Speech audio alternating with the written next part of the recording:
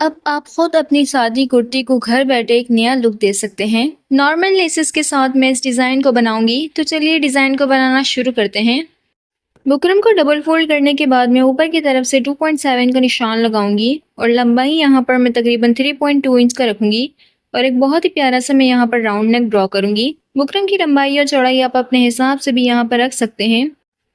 आगे की तरफ मैं आधे इंच का निशान लगाकर एक और नेक ड्रॉ करूंगी, बिल्कुल इस तरह से। अब इसी के बराबर मैं आधे इंच में एक पॉइंट कम का निशान लगाकर एक और नेक ड्रॉ करूंगी। 0.4 के हिसाब से मैंने यहाँ पर एक और राउंड ड्रॉ किया है। नीचे की तरफ मैं चौड़ाई में 0.9 के हिसाब से यहाँ पर मैं गैप छोड़ूंगी और इन दोनों नेक को आपस में इस तरह से मिलाऊंगी। अलग से यहाँ पर मैंने पेपर के ऊपर पैटर्न ड्रॉ किया है। डबल फोल्ड में पेपर की चौड़ाई तकरीबन 0.9 इंच है और लंबाई यहाँ पर मैंने 3 इंच रखी है।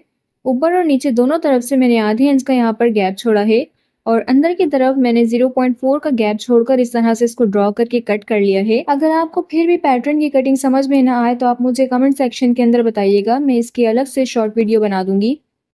मैंने यहाँ पर नेक के अराउंड इसकी कटिंग कर ली है।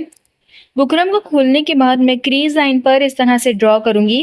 पेपर को यहाँ पर मैं तिरछे में रखते हुए ड्रॉ करूंगी और इनके दोनों किनारों को मैं लाइन के साथ मिलाते हुए यहाँ पर ड्रॉ करूंगी। डिज़ाइनिंग के हिसाब से मैं पेपर को अंदर और बाहर दोनों तरफ से ड्रॉ करूंगी। ये देखिए बिल्कुल इस तरह से। अब इसके बाद मैं इसी के साथ रखते हुए मैं एक बार और इसको नीचे की तरफ तिरछे में रखते हुए इसको ड्रॉ करूंगी। ये देखिए जिस तरह से मैंने वीडियो में इसको ड्रॉ किया है, इसी तरह से आपने भी इसको ड्रॉ करना है। डिजाइनिंग के हिसाब से यहाँ पर मैं 3 बार इसको ड्रॉ करूंगी। ये देखिए पेपर को मैं आधे इंच के हिसाब से ऊपर की तरफ रखते हुए इसको ड्रॉ कर रही हूँ। अब जो डिजाइन हमने ड्रॉ किए हैं पेन और स्केल की मदद से यहाँ पर मैं इनको डार्क कर दूंगी। अब इसके बाद लास्ट में मैं बाहर की तरफ से मार्किंग लूंगी जो कि आधे इंच की होगी। तो नेक के अराउंड में ऊपर की तरफ से आधे इंच के हिसाब से इसको ड्रॉ करूंगी और नीचे तक मैं इसको मिला दूंगी। तो यहाँ पर हमारा पैटर्न बनकर रेडी हो चुका है। अब इसके बाद मैं पैटर्न की कटिंग करूंगी। जहाँ पर मैंने क्रॉस लगाए हैं वो हिस्से कट होंगे। सबसे पहले तो मैं डबल फोल्ड करते हुए बाहर वाली मार्किंग को कट करूंगी, लेकिन मैं इसको पूरा कट नहीं करूंगी। फिर उसके बाद क्योंकि मैं बीच में जॉइंट लेस का इस्तेमाल करूंगी तो इस हिस्से को मैं मार्किंग के हिसाब से कट कर दूंगी, बिल्कुल इस तरह से।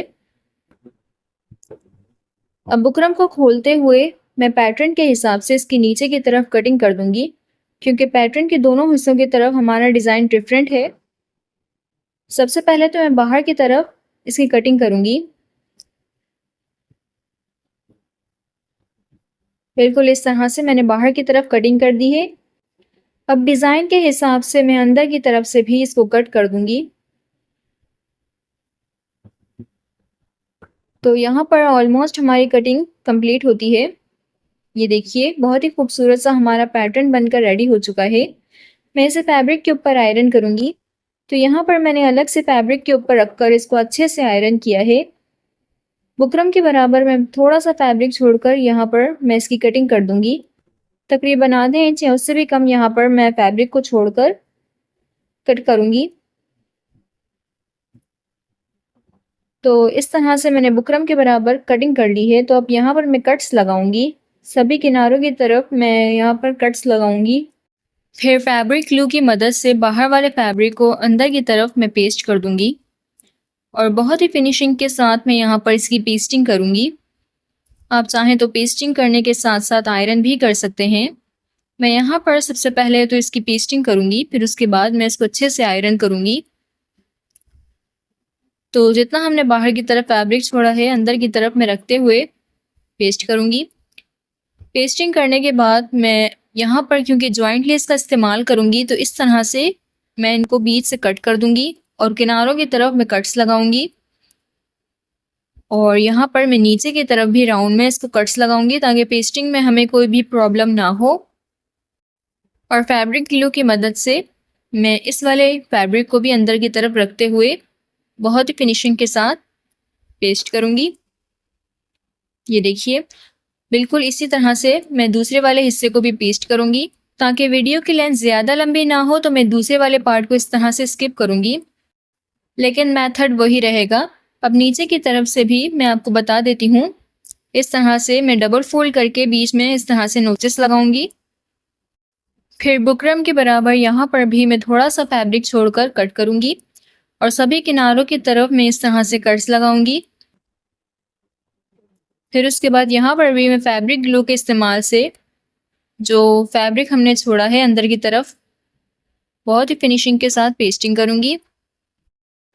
नीचे की तरफ मैंने ऑलरेडी कट करके पेस्ट कर दिया है। अब इसके बाद मैं इसे आयरन करूँगी और ये देखिए कितनी सफाई के साथ यहाँ पर मैंने पेस्टिंग की है। जो किनारे बाहर की तरफ निकले हुए होंगे मैं क्लिपर की मदद से इनको कट कर दूंगी इस तरह से। अब मैं यहाँ पर जॉइंट लेस का इस्तेमाल करूँगी। आपके पास कोई भी जॉइंट लेस हो आप उसका यहाँ पर इस्तेमाल कर सकते हैं। तो याद रखिए आप जॉइंट लेस के हिसाब से ही इस पैटर्न की कटिंग करिएगा।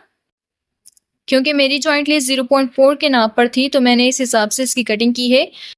अगर आपकी जॉइंट लेस आधे इंच की है तो यहाँ पर आपको बीच में आधे इंच का गैप छोड़कर इसकी कटिंग करनी है। तो लेस लगाने से पहले मैं दोनों तरफ इस तरह से कट्स लगाऊंगी क्योंकि ये राउंड में है और यहाँ पर मैंने कट्स अच्छे से लगाए हैं तो अब ये राउंड में अच्छे से बैठ जाएगा। फैब्रिक ग्लू की मदद से मैं इसे अच्छे से पेस्ट करूँगी बिल्कुल इस तरह से। क्योंकि यहाँ पर मैंने कट्स अच्छे से लगाए हैं तो आराम से राउंड में पेस्ट हो रहा है। और इसी तरह मैं दूसरी तरफ से भी इसको पेस्ट करूँगी। नीचे की तरफ से भी मैं चौड़ी वाली लेस का इस्तेमाल करूँगी और इस तरह से इसको कट कर दूँगी। और जिस डिज़ाइन के हिसाब से मैंने एक की कटिंग की है इसी तरह मैं बाकियों की भी कटिंग कर दूँगी। यानी 2 फ्लावर्स की यहाँ पर मैंने कटिंग की है, इसी तरह से मैं बाकियों की भी 2 फ्लावर्स को बीच में रखते हुए कट करूँगी और फिर पेस्ट कर दूँगी बिल्कुल इस तरह से।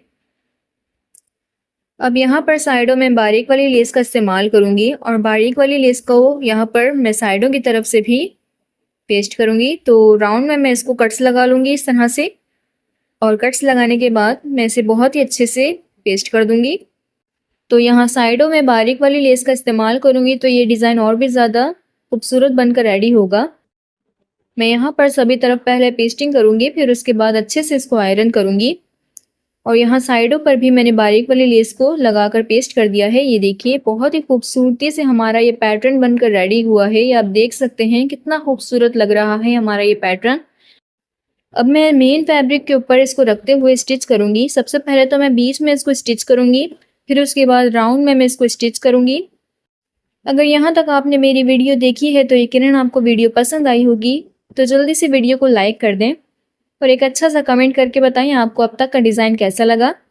इस तरह की और भी वीडियोस देखने के लिए मेरे चैनल को सब्सक्राइब करें और बेल आइकन का बटन दबाना नहीं भूलिएगा। इससे मेरी वीडियो की नोटिफिकेशन आप तक जल्द ही पहुंच जाएगी। राउंड में कट्स लगाने के बाद मैं इसे सीधी तरफ पलट दूंगी और फिर मैं यहाँ नेक के अराउंड टॉप की सिलाई लगाऊंगी जिससे ये डिज़ाइन नीचे की तरफ अच्छे से बैठ जाएगा। और बिल्कुल यहाँ पर मैं टॉप की सिलाई करूँगी। मेरे चैनल को विजिट करने पर आपको इस तरह की और भी अच्छे अच्छे नेक डिज़ाइन मिल जाएंगे। आप चाहें तो प्लेलिस्ट के अंदर भी किसी भी सेक्शन के अंदर जाकर अपने फेवरेट डिज़ाइन को चेकआउट कर सकते हैं। नेक के अराउंड स्टिच करने के बाद मैं यहाँ जॉइंट लेस के बराबर टॉप की सिलाई लगाऊंगी। फिर उसके बाद मैं नीचे की तरफ से भी टॉप स्टिच करूँगी बिल्कुल इस तरह से। लॉन्ग वीडियोस के साथ मैं शॉर्ट्स भी अपलोड करती रहती हूँ और शॉर्ट्स में मैं हर तरह की डिज़ाइन और स्विंग से related tips and tricks share करती रहती हूँ जो कि आपकी स्टिचिंग में काफ़ी हेल्पफुल रहेंगी। तो आप मेरी शॉर्ट्स को भी चेकआउट करना नहीं भूलिएगा। अंदर की तरफ स्टिचिंग करने के बाद यहाँ मैं बाहर की तरफ से भी इसको स्टिच कर दूँगी और यहाँ पर मैं बाहर की तरफ से भी बिल्कुल टॉप की सिलाई लगाऊंगी। ये डिज़ाइन बनाना इतना मुश्किल नहीं है, बस टाइम कंज्यूम होता है, लेकिन बनने के बाद ये पहनने वाले के ऊपर बहुत ही ज़्यादा हसीन लगेगा। आप यहाँ पर मेरी फिनिशिंग देख सकते हैं। तो इस खूबसूरत से डिज़ाइन के लिए एक लाइक तो बनता है। कमेंट सेक्शन के अंदर बताएं आपको ये डिज़ाइन कैसा लगा। लाइक एंड सब्सक्राइब नहीं किया है तो अभी कर दें। Thank you for watching.